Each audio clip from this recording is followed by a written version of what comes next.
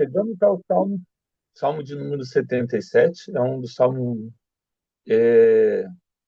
que o autor, o salmista, ele parece não entender quando a fé, né, parece silenciosa, assim como nós.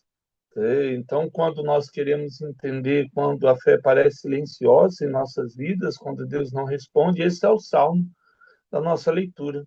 Ele começa como um homem aí que não consegue dormir, não consegue se consolar, chega a perguntar se Deus o abandonou, mas termina aí contemplando o êxodo, a saída do povo de Israel do Egito, o poder das 7 pragas, das 10 pragas do Egito, ali Deus, né, fazendo as 10 pragas do Egito, e a travessia do Mar Vermelho, que é o, o âmago ali, o top do poder de Deus com relação ao povo de Israel, as águas que conduziram Israel aí pela mão de Moisés e Arão. Então, o salmo sai da angústia, as perguntas que às vezes atingem o nosso coração, traz à memória algumas coisas que aconteceram, a interpretação vem para a adoração e a esperança. Ah, o salmo ele traz um título aí, né, um salmo de estudo, né, esse é Gedutum, que é o autor do salmo, salmo a, a Asaf foi o autor, Gedutum, parece que ele que cantava. Os dois fizeram juntos o salmo, né, Gedutum e Asaf, e, associado a Asaf, a gente já viu que era o levita, e Gedutum também está ligado à tradição musical ali do tempo.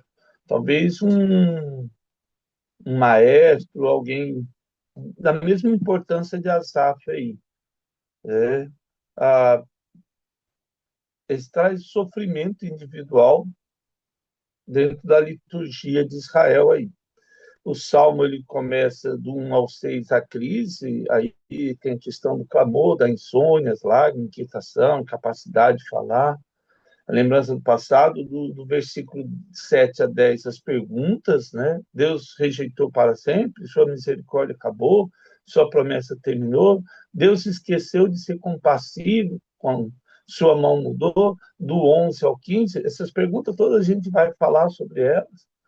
O 11 a 15, lembrei, meditarei, considerarei, teu caminho é santo, tu és o Deus que faz maravilhas. O verso 16 a 20, e aí sim o êxodo, as águas, o abismo, as nuvens, trovões, relâmpagos, terremoto, mar e as pegadas invisíveis aí na nossa vida. Deus sempre vai nos conduzir como rebanho, assim como ele conduziu Israel para a terra prometida, Deus está conduzindo a nossa vida para a terra prometida. Ainda que a gente não entenda, às vezes, o processo é muito importante na nossa vida. Não tem como eu adiantar o processo. O processo nunca é bom ser adiantado, porque nós não estamos maduros suficientes para entender o propósito de Deus na nossa vida. Mesmo porque o propósito não tem que ser o nosso. O pastor Bill Jones estava falando devocional, acho que eu já falei isso, e ele fala, e é uma coisa, e é uma verdade. Não é um propósito que Deus tem para minha vida, é o propósito que a minha vida cumpre o propósito de Deus em mim. Não sei se ficou claro, mas essa é a ideia. O verso 1, então, começa: elevo a Deus a minha voz e clamo, elevo a Deus a minha voz para que me atenda. Ou seja, literalmente, o salmista ele já começa e repete 2 vezes o mesmo verso, a minha voz, né? A minha voz, a minha voz. Então ele diz ali, né? Eleva a minha voz a Deus. E Elohim, ele usa aqui Deus criador, Deus poderoso. O salmista já trata ali Deus, fala, Deus, ou para tudo que está fazendo agora, e eu sei que eu preciso que o Senhor me atenda. Ele insiste na oração. É por isso que ele repete. Toda vez que a Bíblia repete duas vezes, parece que existe não só a intensidade e intencionalidade, mas a urgência aí. Não é uma oração fria, e organizada. Ali ele vai colocar o seu coração. Esse Salmo 77 é algo, não é tão elaborado, porque parece que o coração da pessoa está em angústia. Não que não é elaborado, a gente vai ver que é bem escrito, mas no sentido que, ó, vou falar meu coração agora. Então, ele grita para ser ouvido. Essa urgência era necessária para o salmista. O salmo começa como Deus aparentemente silencioso, mas o salmista continua falando. Então, é o momento de despejar tudo aquilo que está afligindo o coração dele, assim como Deus permite eu e você liberar o nosso coração diante dele. Deus não nos abandona, nem mesmo quando Deus está decepcionado conosco, ou porque nós estamos decepcionados com Deus. O salmista aqui leva a sua decepção para Deus. E não é que é incrédulo, é diferente de incredulidade. O salmista só está colocando algo que realmente machuca o coração dele. O verso 2 diz: No dia da minha angústia eu procuro o Senhor. Erguem-se as minhas mãos durante a noite e não se cansam. A minha alma recusa consolar-me. Esse aqui é tremendo, porque é um dia diferenciado. As coisas não deram certo na sua vida, na vida do salmista, na nossa vida. Um momento de aflição, um momento de angústia, um momento de a vida às vezes perdeu o sentido. A ideia do salmista é essa. E mesmo assim, nesse momento aqui de aperto e dificuldade, ele vai procurar o Senhor, ainda que ele não queira, ainda que você não tenha vontade de orar, vontade de falar com Deus. Esse é um caminho, na verdade, o único caminho. A pessoa que está angustiada, por assim dizer, ela anda por um lugar muito estreito, um lugar de dúvidas, um lugar de desconfiança, um lugar como um cachorro ferido que fica acuado no canto. Assim é a pessoa nesses dias difíceis. Mas aí o salmista ele coloca, mesmo que a vida se tornou um espaço sem saída, ele continua caminhando. Não é que é sem rumo, nem contra o vento, aí, como diz a música, mas ele sabe que ele precisa chegar até Deus. Ele não sabe o que vai acontecer, mas sabe que vai chegar até Deus. E aí o verso 3 ele diz assim, lembre-me, Deus, e passo a gemer, medito e me desfaleço. O espírito não me deixe pegar os olhos. Tão perturbado estou, nem posso falar. Então, o salmista coloca aqui, novamente, durante a noite, e aí ele lembra do cântico, o verso 6 vai falar isso. Ah, o salmista se coloca de uma maneira vulnerável, com medo, reflexivo, ele ora, ele busca um encontro com Deus. O verso 4, ele não me deixe pegar no sono, tão perturbado estou e nem posso falar. Ele é algo assim que ele olha assim e fala, sabe aquela oração silenciosa? Fala, Deus, eu não sei mais o que orar e nem o que fazer, eu vou ficar só aqui calado, esperando. O salmista até traz essa ideia. As circunstâncias eram bem ruins na vida do salmista. O que muda é que a noite parece um lugar de memória, assim, né? A noite amplifica a sua angústia, parece igual quando a gente tem filho pequeno, né? Parece que a doença sempre piora à noite, tudo acontece à noite, e aí aquele medo, aquele tormento, Isso está ocupando a mente do salmista. Ele não consegue pegar no sono as preocupações do dia, as suas lutas, minhas lutas, um medo de alguma coisa não dar certo, de você não conseguir, de você não ser capaz, a, a preocupação não só do trabalho, mas algo realmente mais profundo, algo que diz que você olha para dentro e talvez olhe e veja assim. Quando a gente envelhece, isso é mais constante, acredito. Pelo menos na minha vida, a gente olha e olha para trás e vê a memória e fala assim: é, eu não fiz tudo aquilo que Deus queria para mim. E aí você começa a pensar, e isso vai tomando conta do nosso coração.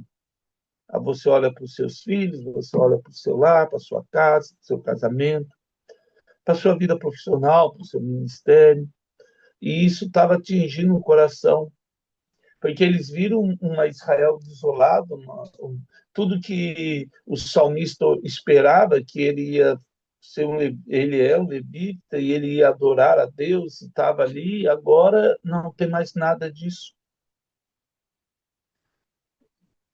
Tudo tinha acabado, desmoronado. Né? E aí ele continua, o verso 5, né? E ele fala: pense nos dias de outrora, trago a lembrança os anos de passados tempos. Então, ele busca ali, mesmo a alma se recusando ali a ser consolada, por ele estar triste, e não, ele diz que não consegue receber o consolo aí. O Salmo 77 ele traz essa realidade nua e crua da nossa vida com Deus. Existem momentos que até as palavras corretas parecem não alcançar o trono de Deus. A Bíblia não censura o salmista por confessar isso. E ele não consegue falar. Ele está perturbado, agitado. E interessante que o salmo começa, a gente lê o verso 1, eleva minha voz. Agora ele chega no verso 5, né, 4, e ele fala: eu não consigo falar. Antes eu gritava, agora cansei de gritar, não vi solução. A oração pode começar no grito, mas certamente ela vai chegar no silêncio. E ele lembra do passado e geme. Ele fala lá: pense no dia de outrora e trago lembrança dos anos passados. Tempo. Ah, parece que o lembrar do passado não trouxe o conforto, só aumentava a dor. Porque o problema simplesmente não é só o sofrimento físico, é da alma. A nossa alma fica aflita, a nossa alma fica confusa, a nossa alma.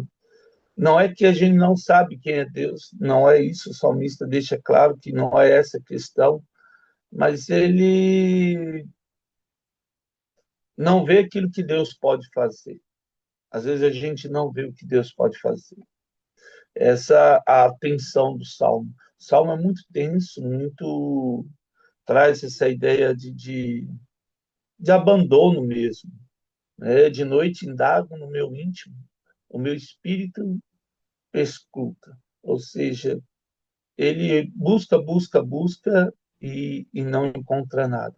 O verso 7, ele diz aí, talvez o ponto mais importante do Salmo, ele rejeita o Senhor para sempre, ele começa as perguntas, né?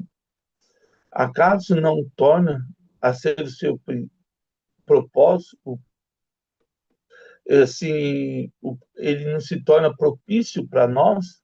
Então, o salmista, ele chega, será que o Senhor vai nos rejeitar para sempre? Ou seja, ele nos abandonou, ele nos rejeitou. A oração de Jesus na cruz. né? Eli, Eli, sabactano, Deus meu, por que me desamparaste? E aí ele chega no verso 8: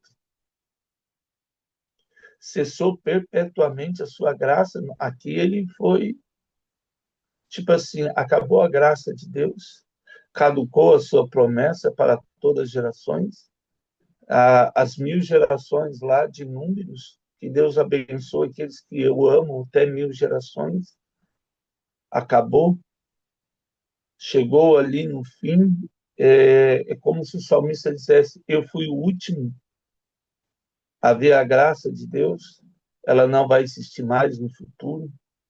E era só isso que Deus queria para a minha vida. Esse é o momento em que o salmista está. E é o momento em que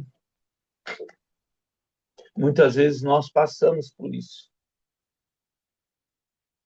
O verso 9 ele diz: esqueceu-se Deus de ser benigno, ou na sua ira terá ele reprimido as suas misericórdias?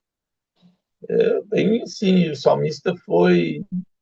Eu não teria essa ousadia, eu acredito, porque a culpa às vezes se torna muito grande na nossa vida, quando a gente começa a avaliar os nossos feitos. E é como Davi falou para Deus, quando Natan chama a atenção dele, e ele falou assim: Deus será justo naquilo que fizer sobre a minha vida. Assim eu vejo Deus na minha vida. Deus é o que ele quiser fazer e fizer, ele continua sendo justo. Porque no processo, na nossa caminhada, algumas escolhas, mas o cristão não pode viver sobre a culpa, porque ela foi lançada na graça, e essa é a mentira de Satanás, deixar o nosso coração culpado a tal ponto que a gente não consegue nem andar. A culpa, ela vem como um assassino, um, um, um operário de Satanás para derrubar a vida de todas as pessoas. E há um momento na vida do cristão que ele tem que dizer não para as mentiras de Satanás, porque Deus não se esquece de ser gracioso. O salmista ele chega e ele vai chegando num ponto em que ele fala: Deus não só me rejeitou, Deus deixou de me amar, Deus ainda cancelou a sua promessa e Deus deixou de ter compaixão pela vida de qualquer pessoa. Então, nesse momento, o salmista ele começa a produzir uma interpretação e dizendo até o que Deus está pensando. E até o ponto de dizer que Deus, que é imutável, possa ter mudado. É justamente a interpretação que ele vai confrontar na segunda parte do Salmo. O verso 9, ele diz assim, né, o verso 10: então disse eu isto, a minha aflição mudou-se à destra do Altíssimo. Então, ele muda essa questão da lealdade, da misericórdia de Deus, do amor leal de Deus, da bondade, do amor constante, da fidelidade, a, o recede. Por mais que a gente usa no português, não é simplesmente a graça, o recede está ligado a todos os atributos de Deus estão no recede, no cálice, que essa bondade leal, esse amor fiel, a fidelidade amorosa de Deus, ela é indiscutível, é muito profundo. Deus nunca vai deixar de ser fiel. E aí ele diz assim, esse verso 10, né, ele traz assim, o Salmo 77, o verso 10 aqui, talvez a gente hoje não consiga terminar ele, mas a gente começa hoje e termina na quinta. Tanto na Bíblia cristã ou na Bíblia hebraica, na Bíblia cristã é o verso 10. Na Bíblia hebraica aqui é o verso 11. Eles mudam a contagem aí. Então, a tradução é divergente aí. Quando ele fala assim, esta é a minha aflição, a minha fraqueza, outras colocam assim, esta é minha enfermidade, no lugar de aflição. Outras aí traz a ideia, a mão direita do Altíssimo mudou. Mudou-se a destra do Altíssimo, a mão direita, ou seja, que tinha mais força. Geralmente eles tratavam a mão direita como se fosse a mão mais forte da pessoa, ou seja, que tinha mais poder. Então, dá a ideia aí do sofrimento numa doença.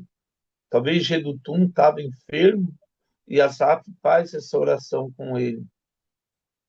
É diferente da tradução, o sentido exato aí, e difícil saber. Aí chega no verso 11, recordo os feitos do Senhor, pois me lembro das tuas maravilhas da antiguidade. Então, aqui ele traz algo mais interessante, que é a aflição dele, Deus tem cuidado. A crise que aparece, que Deus mudou, a interpretação agora, ele já traz um outro olhar. Ele vê que o problema está em mim, não na mão de Deus. Então, disse eu, ele já coloca no verso 10, disse eu a minha aflição, mudou a destra do Altíssimo. Então, ele já muda e recorda. Ele já vê que há uma mudança de mente aqui, uma metanoia. O problema não é Deus que deixou de ser poderoso, mas o sofrimento do salmista aqui parecia interminável. Então, ele continua, né, nessa virada aí. Eu me lembrei. E o legal da raiz aqui, né, Scar, lembrar, trazer à memória uma mudança estrutural até do salmo. Ele muda o salmo por completo. Parece que o negócio era uma depressão só, um fim angustioso. De repente ele fala, mas sabe de uma coisa? Deus fez tantas maravilhas. Você coloca hoje diante do Senhor tudo aquilo que Deus fez na sua vida. Como diz o cântico, conta quantas bênçãos e há de ver surpreso quanto Deus já fez. O diabo ele tenta apagar a nossa memória das benevolências do Senhor sobre a nossa vida. Deus tem promessas para a sua vida, para a minha vida. Não duvide de nenhuma delas e receba hoje o amor do Pai de uma maneira extravagante, extremamente poderosa. Ele lembra da situação e das obras do Senhor. O salmista não resolve a crise simplesmente olhando para dentro. Ele precisa olhar para fora, para trás, para a história da vida dele, de Deus na vida dele, na vida do seu povo. Talvez seja uma terapia o salmo, é a memória aí, né? O verso 6, ele traz essa ideia, né? Considera os dias antigos. O verso 7 ele lembra do cântico. O verso 11 aí, ele lembrarei das obras do Senhor. O 12, meditarei em todas as suas obras. E o 15, redimir seu povo. Ele vai passando por isso. E aí vem o Êxodo, né? Essa questão da história de Israel. O Êxodo é marcante, não tem como fugir dele. Toda a história, toda a teologia hebraica está baseada em Êxodo aí. Então, a experiência presente na minha vida, na sua vida, se termina quando começa o chamado de Deus na nossa vida. Ou seja, no momento da nossa conversão, nós temos uma outra vida. Essa vida nossa acaba ali. Ainda que eu queira trazer de volta o velho homem, Deus vai me dizer que eu estou morto. E eu preciso entender isso, que agora eu tenho uma vida graciosa com Deus, uma vida vitoriosa em Deus.